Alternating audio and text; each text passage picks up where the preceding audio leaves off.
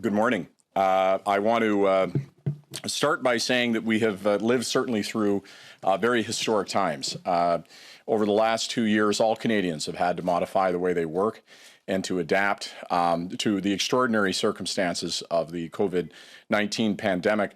And I want to take the opportunity at the outset as we begin to close this spring session to thank the House administration for their incredible work in working with us to adapt to the challenges over the last period of time. I also want to take the opportunity to thank parliamentarians for their work. This was a challenging session as we navigate a minority government in tumultuous times with both world events and COVID-19 placing the challenges that it does upon us. And I think Parliament has worked very well to get a lot done. And I want to take an opportunity today to talk about what we've introduced, what we've passed, and then reflect at the end a little bit on the way forward as we look into fall. It's part of our broader agenda, the legislative agenda, to make life more affordable for Canadians. And as I've mentioned in Parliament, we've tried to reach these challenges in adopting the way that we do business and presenting legislation. But as you would have heard from various ministers outside of the chamber as well, in terms of outside of our legislative agenda, we're working to make sure that life is more affordable for Canadians, that we continue Canada's remarkable economic success story, and that we ensure that no one is left behind and everybody has an opportunity to join in the prosperity of the nation. Ici sur les collines de janvier à juin, nous avons présenté 14 projets de loi à la Chambre, sans le compter les crédits. Nous avons introduit 7 projets de loi au Sénat sur l'éventail de questions importantes et nous attendons à ce que tous ces projets de loi soient votés en troisième lecture avant le adjournement au Sénat pour l'été. Nous avons travaillé en étroite collaboration avec le Sénat pour présenter le projet de loi dans cette Chambre afin de faire avancer les priorités des Canadiens et une grande partie de ces projets de loi sont également un stade avancé au Sénat. À la Chambre, nous avons présenté plusieurs projets de loi.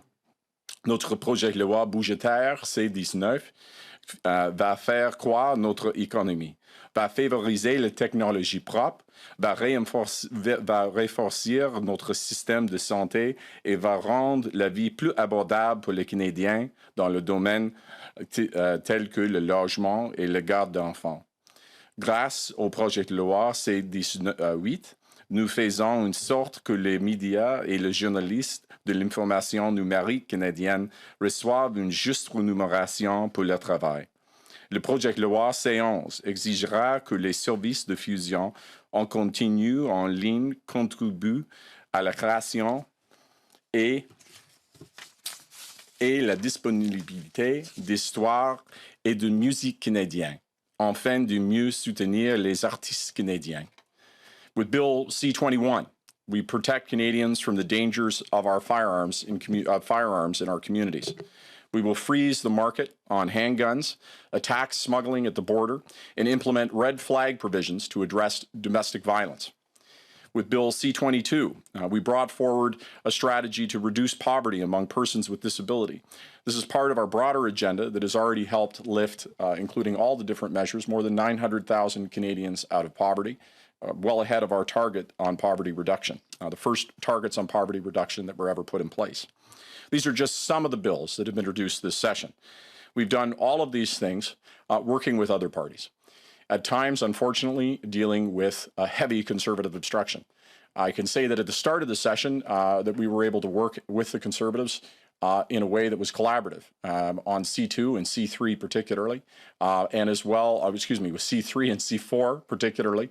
But in most recently, we're seeing a bit of light again as we were able to work on C14. In the intermediate period of time, unfortunately, there was an incredible amount of obstruction. There were 17 times over just the past 14 weeks when the Conservatives used obstruction tactics to block the work of members of Parliament. It often meant that the House was interrupted for hours or days. In a specific example, C8 took months to get through, where we waited and we waited and waited for that obstruction to end. The Conservatives also voted against the government 45 out of 51 times. It's 90%. So while there is one example in the most recent contemporaneous circumstance where there was movement, on an overall basis, Conservatives consistently blocked not just the government, but all parties from doing their work. That is not the spirit in which we were sent to this place. We were sent to this place to make Parliament work by reaching across the aisle and ensuring that we found common ground. When we do that, I think we all serve Canadians better. When obstruction is done for the sake of obstruction, it blocks the ability of all parties to do the work of the nation. Ceci étant dit, nous avons été une mesure de travail en étroite collaboration avec les autres partis d'opposition sur les questions qui comptent pour les Canadiens. Nous avons travaillé avec les partis d'opposition pour faire adopter à la Chambre des projets de loi comme C5 pour modifier le code criminel et ce qui a trait aux infractions mineures comme la possession de petites drogues afin d'aider à lutter contre le racisme systémique. Le C8 pour rendre la vie plus abordable et soutenir les entreprises. Le C14 pour s'assurer que les institutions démocratiques de notre pays demeurent solides et que le Canadien continue d'être bien représenté. Alors que nous approchons de la fin de la session, il reste une autre question à aborder.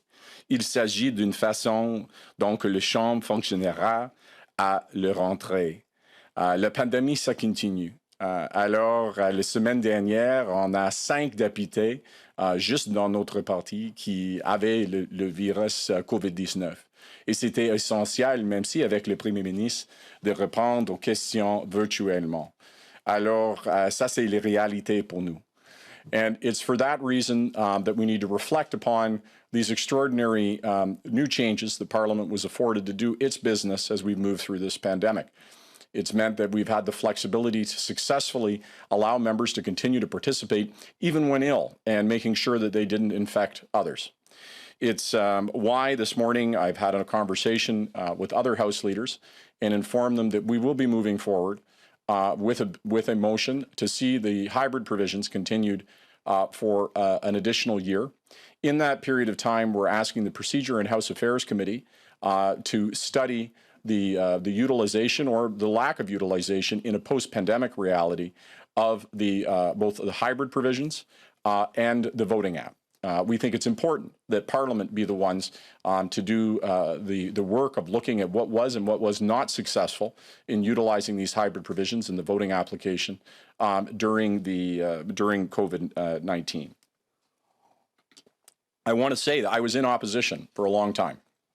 And I understand very well that accountability is essential, and the ability to pose questions in question period and get answers in person is extraordinarily important. And that's why I've committed to the other House leaders that with the exception of a health circumstance that would otherwise prevent it, or a general deterioration of health circumstance, for example, a new variant of COVID-19 emerging, that we will ensure that all questions are answered in person in question period, and that the questions posed by our side will also be posed in person.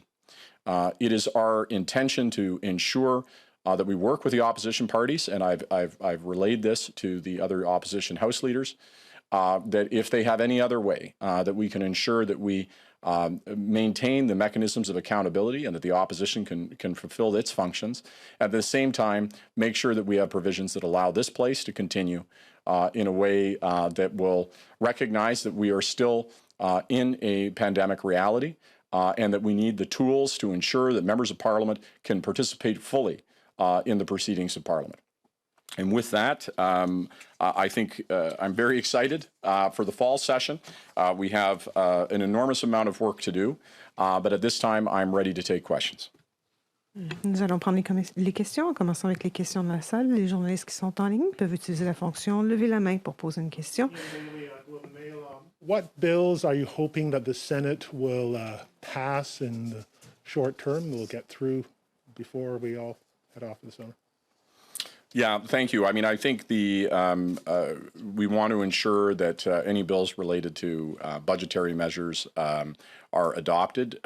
We want to ensure that that certainly C19. I think we think C5 would be reasonable around mandatory minimums. We understand there are challenges with C11 given the time that's there. The Senate is going to be sitting a little bit longer than we are. So those conversations are still happening. We've been having them concurrently. We were hoping that there would be some pre-studies related to different measures. But I think that there are going to be a number of bills that still have to be dealt with in the fall at this time. What's the complication if some of those bills you just mentioned don't go through? And let me just sneak in another question. When do you think the House will rise? Well, at this hour, we are going to be introducing, I'll answer the second question first if I can. We're going to be introducing tonight to put on the order paper the motion on hybrid. And it's our intention to debate it Wednesday. And that debate potentially could continue to Thursday. Thursday is the last day that is in the calendar for the House. So it's our anticipation at this point that the full calendar would be used. On the other point, in terms of the implications of any bills that aren't being passed, look, we think that there's a number, from being able to support Canadian artists, or from being able to make sure that media and Canadian journalists are fairly compensated for their work, to a number of other issues, the official languages modernization, we think is exceptionally important. I would say that, that them not being passed means that the supports and the things that they're going to do are going to be delayed. But, we're hoping that the Senate will move as expeditiously as possible. I am very hopeful on C14, which is electoral representation, that the Senate will be able to adopt that, particularly because the Electoral Boundaries Redistribution Commission is in the process of drawing up boundaries, and I think that it would be very helpful for them to have something passed. So I'm actually quite hopeful that C14 will be adopted in the Senate along with C19 and C5. Bonjour, Antoine Trépanier du journal Le Droit. Par rapport au comité sur la déclaration d'urgence qui est en place en ce moment, il y a des sénateurs, des députés aussi de l'opposition qui accusent le gouvernement de faire de l'obstruction, de ne pas donner toutes les informations nécessaires. On a vu plusieurs ministres passer et étaient très de surface dans leurs témoignages. Est-ce que ça fait partie de votre stratégie parlementaire en ce moment de ne pas donner toutes les informations qui vous êtes demandées? Et est-ce que vous comptez changer votre approche dans les mois à venir par rapport à ce comité-là? Merci beaucoup pour votre question. Au début, mon approche est tout le temps une collaboration. Et je pense que dans un gouvernement minoritaire, c'est essentiel de travailler avec des autres partis dans une façon coopérative. Mais les problèmes avec l'information dans quelques instances et qu'il y a des enjeux avec les sécurités nationales ou des autres choses qui bloquent notre habilité d'envoyer l'information. Et dans l'exemple de Winnipeg Labs, par exemple, j'ai créé originellement les offres pour les partis d'opposition de voir toute l'information dans une comité qui peut protéger l'information et de s'assurer la sécurité nationale. Et le Parti conservateur dit que ce n'est pas acceptable. Alors, on a créé un autre processus, un processus qui vient de le Parti conservateur pendant l'époque de Stephen Harper. Et avec ce processus-là, c'est possible pas juste de voir l'information, mais de indépendamment vérifier que les rédactions sont acceptables et appropriées. Et alors, dans notre système de démocratie, c'est absolument essentiel que tous les députés aient l'information, mais aussi on doit protéger certains types d'informations. Alors, il y a un processus de s'assurer que les deux choses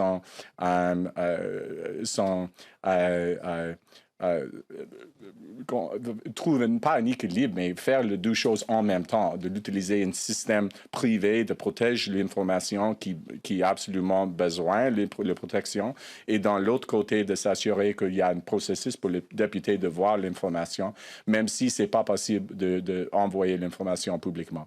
Je vais réaligner peut-être ma question. Ces députés-là et ces sénateurs-là sont assermentés au comité. C'est un comité qui a été déclaré en vertu du décret de la loi sur les mesures d'urgence.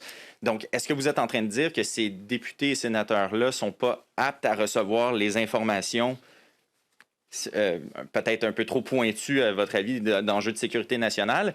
Et est-ce que vous êtes donc en train de dire que vous donnez finalement ce mandat-là d'examen approfondi davantage à la commission présidée par le juge Rouleau? Oui, alors la raison pour laquelle j'ai offert une réponse plus générale que votre question spécifiquement, parce que c'est pas mon dossier direct. Alors je propose que tu peux poser cette question directement à le ministre qui est responsable. Mais généralement, j'ai expliqué mon approche. Et ça, c'est mon approche. Et de partager toute l'information qu'on peut partager. Et à l'extérieur de ça, il y a des enjeux. Et je pense que c'est bon de demander directement au ministre cette question-là. Bonjour, M. Holland, Boris Proulx du Devoir. Vous avez mentionné qu'il y a des défis pour C11 au Sénat. Ça veut dire qu'il n'y a aucune chance que ça soit adopté par le Sénat avant l'automne, si je comprends bien. Comment vous pouvez expliquer que c'était dans vos priorités des 100 premiers jours après les élections, C11, C18, qui ne sera pas envoyé au Sénat, le projet de loi sur la haine en ligne, pas déposé encore. Comment vous expliquez que ça a pris autant de temps pour faire ça? Oui, ça, c'est les réalités avec un gouvernement minoritaire. Alors, il y a, chaque jour, j'ai beaucoup de choses que je veux le faire, mais c'est avec le gouvernement minoritaire, je dois travailler avec des autres partis. Et avec les armes et poings, par exemple, il y a beaucoup d'obstructions qui viennent du Parti conservateur. Et ça, c'est tellement frustrant pour nous parce que le Bloc québécois et l'NPD appuient la motion. On doit faire l'action rapide et il y a un grand consensus parlementaire. Mais le Parti conservateur a utilisé la tactique de l'obstruction avec une fréquence énorme. Et ça, c'est le cas avec C11 aussi, avec les distributions en ligne. C'est où les partis conservateurs, je comprends bien que le Parti conservateur est contre l'émotion. J'ai aucun problème avec ça. Mais les tactiques de l'obstruction, le Parti conservateur agit dans un certain sens comme un gouvernement majoritaire de bloquer tous les projets de loi et ça prend beaucoup de temps. Alors, on doit changer notre plan de match. Et ça, c'est la réalité avec un gouvernement minoritaire. En suivi, vous avez parlé des projets de loi qui ont été déposés au Sénat, donc 14 à la Chambre, 7 au Sénat. Corrigez-moi si je me trompe, mais est-ce que c'est nouveau, cette façon-là de procéder? Pourquoi vous avez fait ça? Oui, pour moi, c'est essentiel de l'utiliser toutes l'option d'adopter le projet de loi et la législation généralement. Alors, avec le Sénat, c'est possible de présenter le projet de loi directement au Sénat. C'était le cas avec S5. Et je cherche pour des autres opportunités de faire ça dans l'autre situation. Il y a un problème un peu parce que s'il y a une conséquence fiscale, on n'a pas l'option de présenter le projet de loi directement au Sénat. Mais quand les conséquences fiscales n'étaient pas là, je pense que c'est une bonne idée parce que c'est essentiel que le projet de loi doit être adopté dans les deux chambres. Alors, c'est pourquoi, à mon avis, c'est logique de commencer quand c'est possible au Sénat. Et oui, ça c'est nouveau dans un certain sens, mais pour moi, ça crée une occasion d'adopter plus de projets de loi, d'avancer notre agenda législatif qui est tellement ambitieux, plus rapide que possible. Hi, Mr. Holland. Mackenzie Gray with CTV. Just like to ask you about hybrid parliament. In terms of now, especially in particular, that the vaccine mandate has been dropped, and I think you would agree that the majority of people who are participating virtually are not participating because they're sick. They're participating because it's just easier for their life to be able to be in their condo in Ottawa and participating in a committee meeting than actually being in the room at the committee. Are you not concerned that continuing the hybrid parliament, considering the COVID situation that we're in, is going to lead to less accountability for the House of Commons and for journalists and other people here on the Hill? I spent a lot of time in opposition, as I said, and I understand well the need, for example, when questions are being posed, to have those directed in person. And that's why one of the measures that we took was to commit for outside of a health circumstance for all questions to be answered in the House during question period. Outside of that, it's certainly our intention to, as the public health circumstance allows, to have as much participation in person as possible. But the reality, as I said, last week we had 5 members of Parliament who had COVID-19 and couldn't participate other than hybrid, and that included the Prime Minister. So this pandemic continues, and so does the need to have flexibility. In terms of its utilization for outside of a pandemic circumstance, outside of a health circumstance, what we've said is there's been a lot of learning, and that learning continues. And that the most appropriate way to determine what best serves this place, what best serves the ability of members of Parliament to represent their constituents and for the government to be held accountable. And those are two things that must be held in the fore of our mind, that we need a parliamentary process to accomplish that. And to me, that parliamentary process appropriately is the Procedure and House Affairs Committee that can take a look at, outside of a pandemic circumstance, how we might best be able to utilize these provisions to ensure both of those things. I'd like to ask you about the deal between your party and the NDP. I know that you speak with the NDP regularly about how things are going. On 2 issues in particular, inflation and safe supply, Mr. Singh and other members of the NDP have been very critical of the government. In your conversations with them, have they raised any concerns about potentially leaving the deal out of either any of these issues, or are you confident that going forward into the next session, the deal will be able to stand? Well, I think we first have to come back and talk about what the deal is, because, what we agreed to was supply and confidence, which leaves an enormous amount of room for disagreement that we expect. We're 2 different parties with 2 very different views on how to meet the needs and concerns of the nation. And so we expect a vigorous debate. We expect to criticize them and to criticize us. And so that was entirely contemplated when we were originally talking about how we might be able to provide stability for Parliament. But I have to say that on a day-to-day basis, that the conversations that we're having, not just on supply and confidence, because that's what the agreement was about, but the conversations that we're having around trying to find middle ground and trying to find ways to work together, and despite our great differences, to try to focus on areas of commonality, have been very productive. And I'll say that this has been the case with the Bloc Québécois as well. That I don't look at the supply and confidence agreement as an impediment to working with other parties. I think I see it as actually an enabler, because it gives us stability so that we can focus on something other than partisanship. And when I look at how we've worked with the Bloc, I think we've seen enormous cooperations, and we've seen flashes of it from the Conservatives, who for the most part have been hell-bent on obstruction. But when they have been willing to put things forward and to work with us, and I take the example when we were dealing with COVID supports and paid leave with the Conservatives. They had a private members motion. They came to me and said, look, we really think this is important. We have to include it. I agreed with them. That made sense, and we put it there. And that, we have really had no proposals from them. It's just been obstruction. So overall, I think Parliament is working very well. But I think that there's a lot of focus on the supply and confidence agreement, which is about a very narrow range of things. Most of the things that we do here, the vast preponderance of the things that we do here, are negotiated day to day and involve vigorous debate where we are criticized, and we are criticizing actively. Mr. Holland, Tom Perry, CBC. What have the biggest challenges been then, holding that agreement between the NDP and your party together?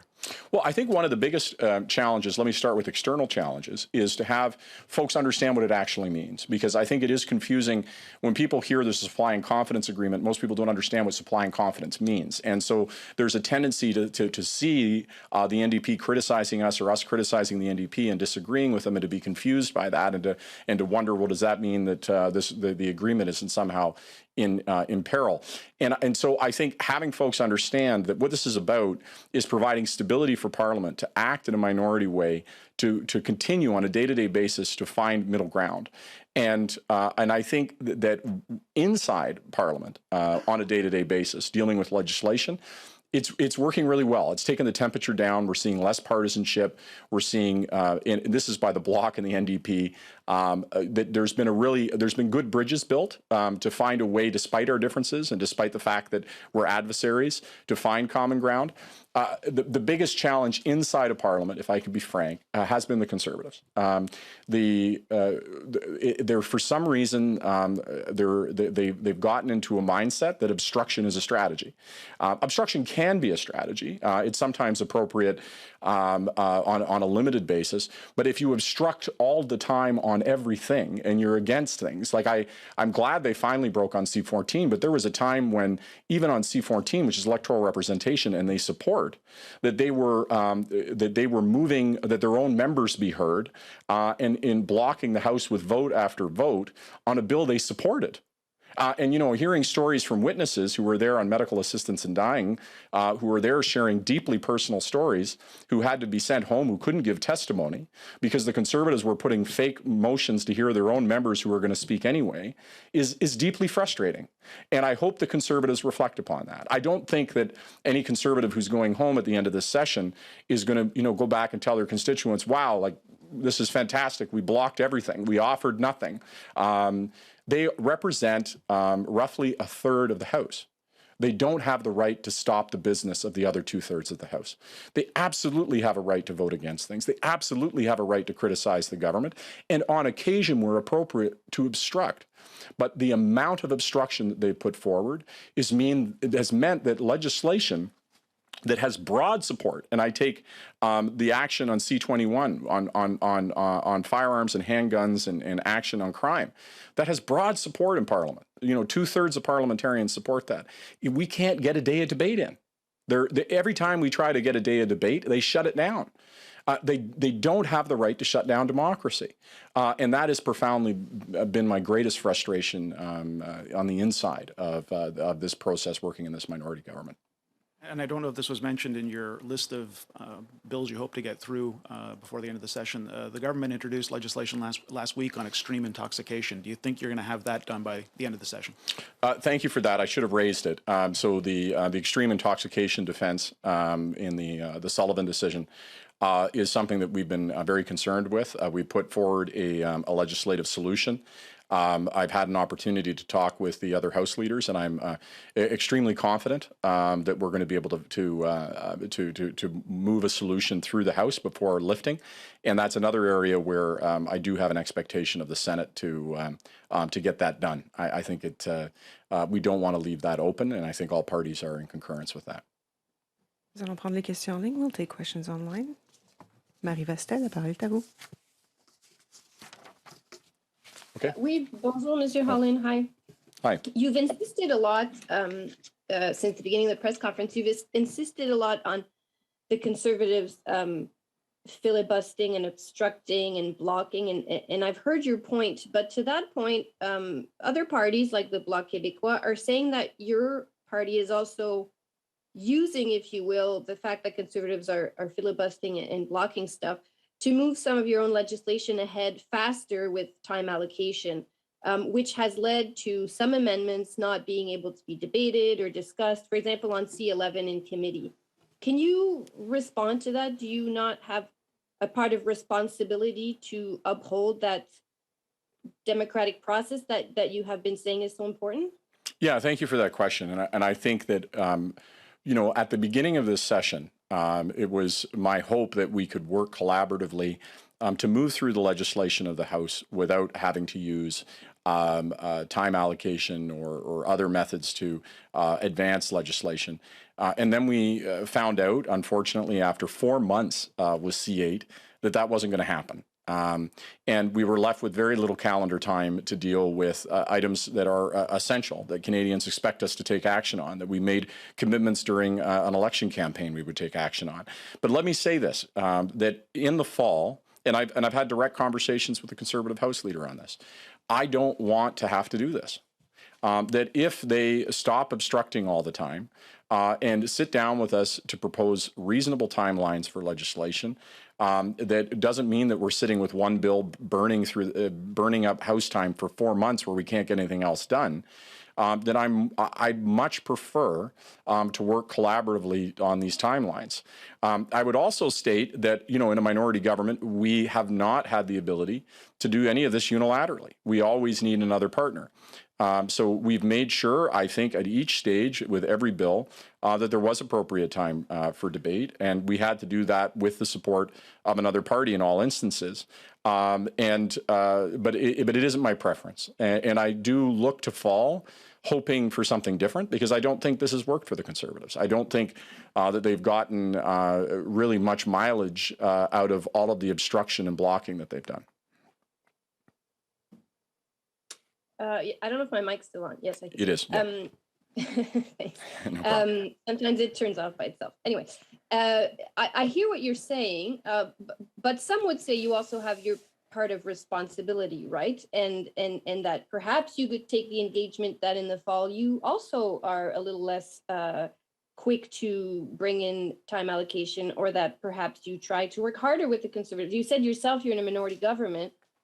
Do you feel it part of responsibility in the way that you are moving things forward?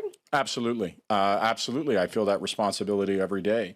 And that's why, I waited until all reason was broken before we recognized that what the Conservatives were putting forward was nothing but obstruction. Take C8 as an example. I don't know how many times I asked, how many speakers do you have? How much more time do you need? Oh, just a little more, just a little more, just a little more. And when that goes on for months and months, and you lose critical House time, we only have a certain amount of time to deal with legislation. And when we're dealing with months being tossed out the window and you're waiting and waiting, at a certain point, you got to realize you're being a sucker. And that all of the priorities that Canadians care about are getting flushed down the toilet. The real strategy is exactly that, to try to show that this place isn't working and not getting things done. And it's totally fine to oppose our agenda. I completely understand that. I was in opposition for a long time, for 3 or 4 terms. But I don't understand this play pretend business of acting like you're just need more time or another speaker, and then using it to shut down House processes.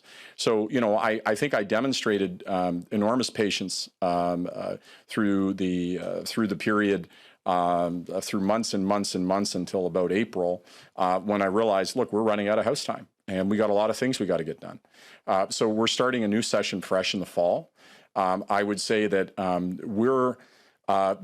not going to just wait around hoping that the Conservatives don't act the same way.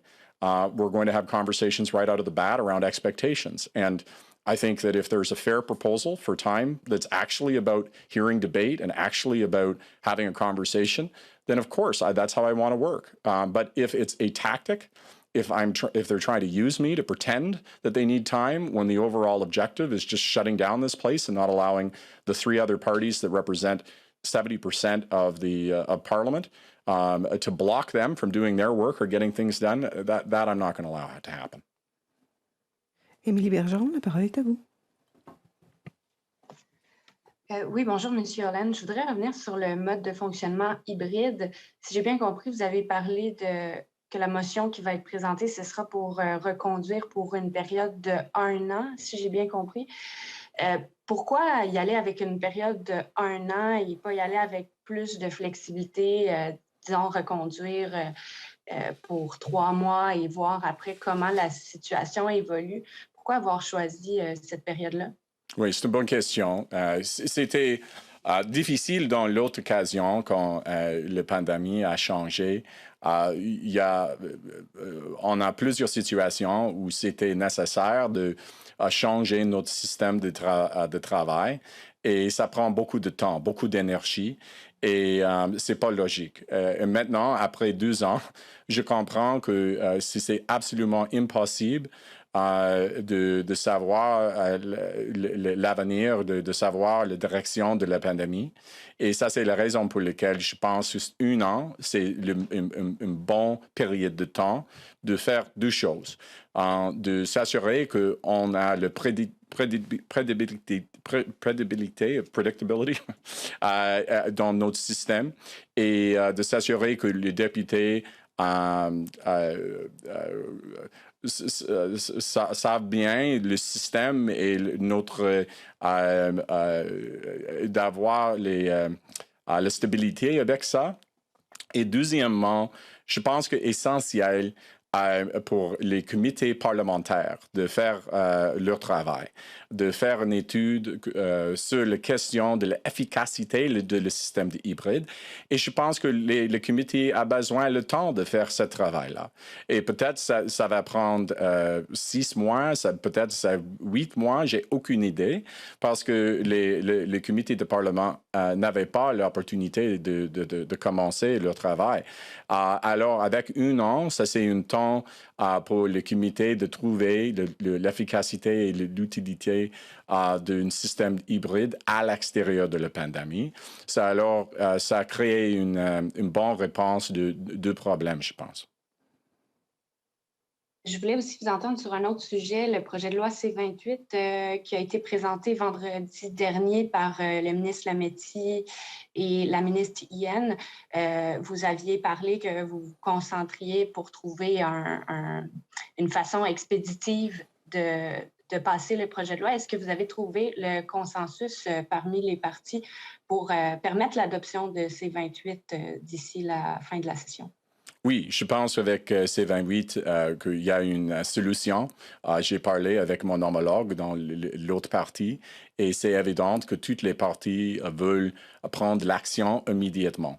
Et ça, c'est la raison pour laquelle on a présenté le projet de loi et je pense que c'est possible d'adopter le projet de loi avant la fermeture de la Chambre de communes et j'espère, et pas j'espère, j'ai parlé avec les membres du Sénat et je pense aussi que c'est possible d'adopter le projet de loi au Sénat aussi avant le fin de la session parlementaire. Next question, Marie Wolf, go ahead. Yes, you said the procedure committee will be looking at whether to extend a hybrid parliament, beyond this term. I wonder, as part of its discussions, whether it will be looking at whether a hybrid parliament could actually attract people with young families who may not be rather put off becoming an MP to a political career. That's something that Jagmeet Singh has raised, that sometimes Parliament can see and the amount of travelling involved can be off-putting. I wondered if that will be part of their discussions.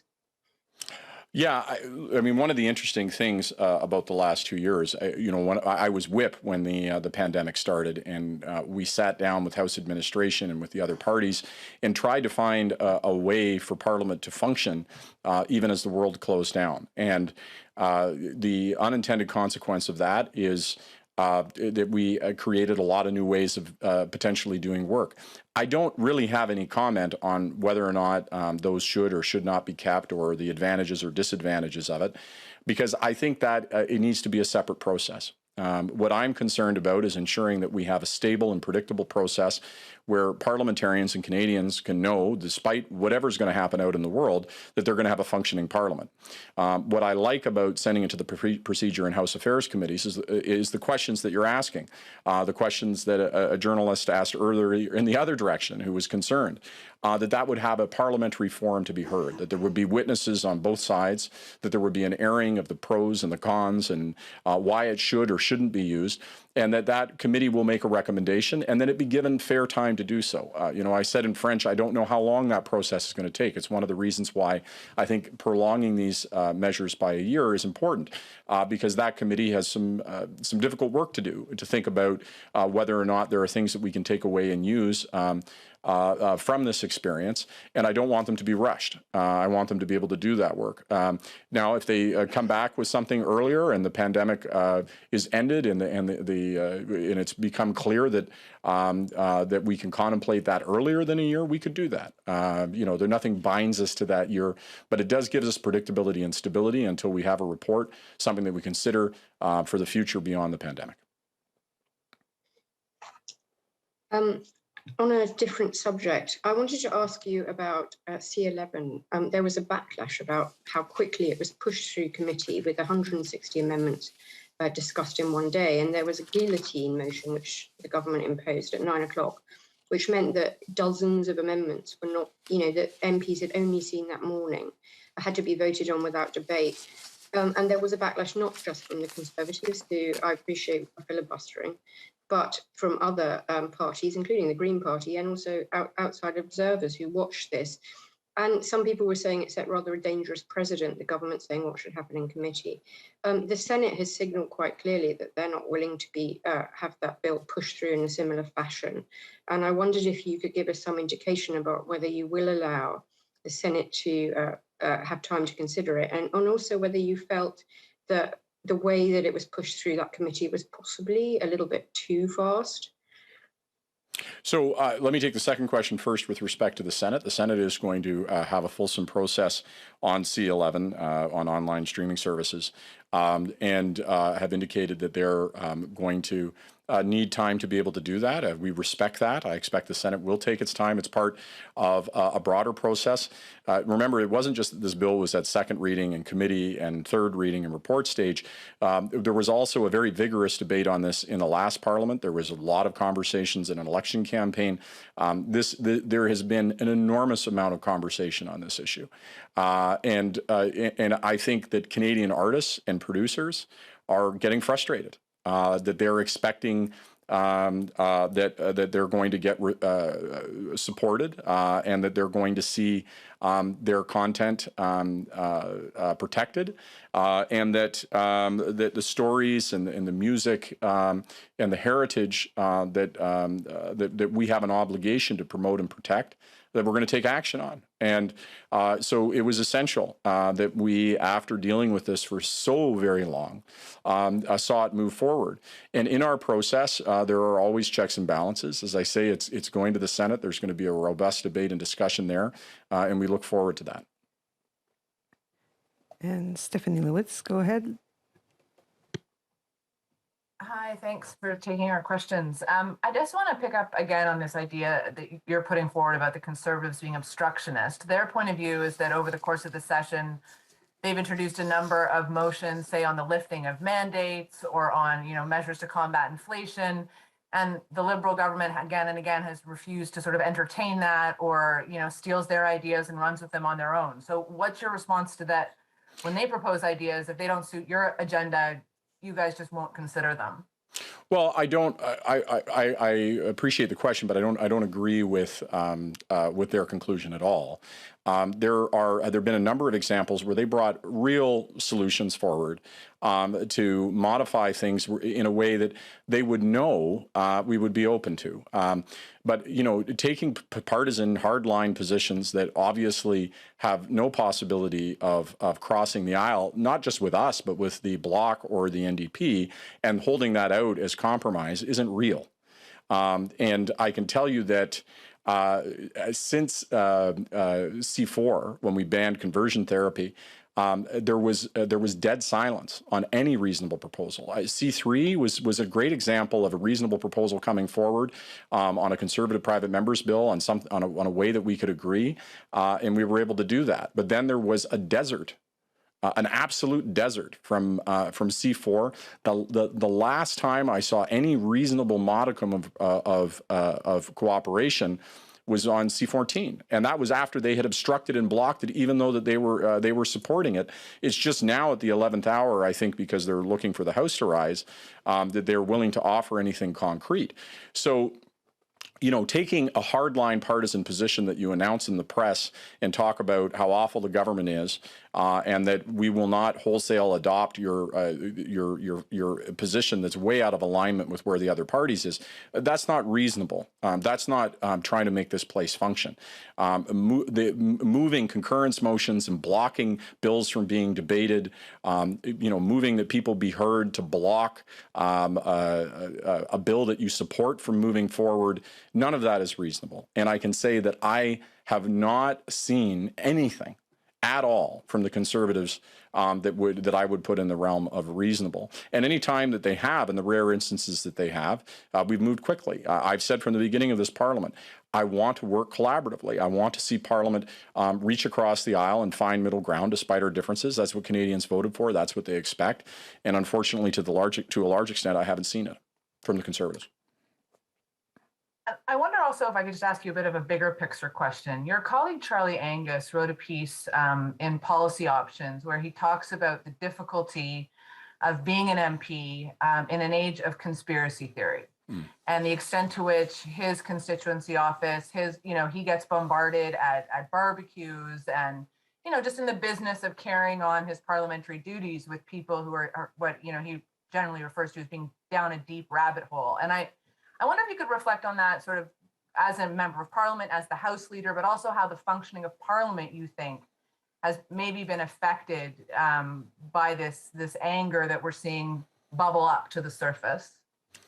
I'm deeply concerned.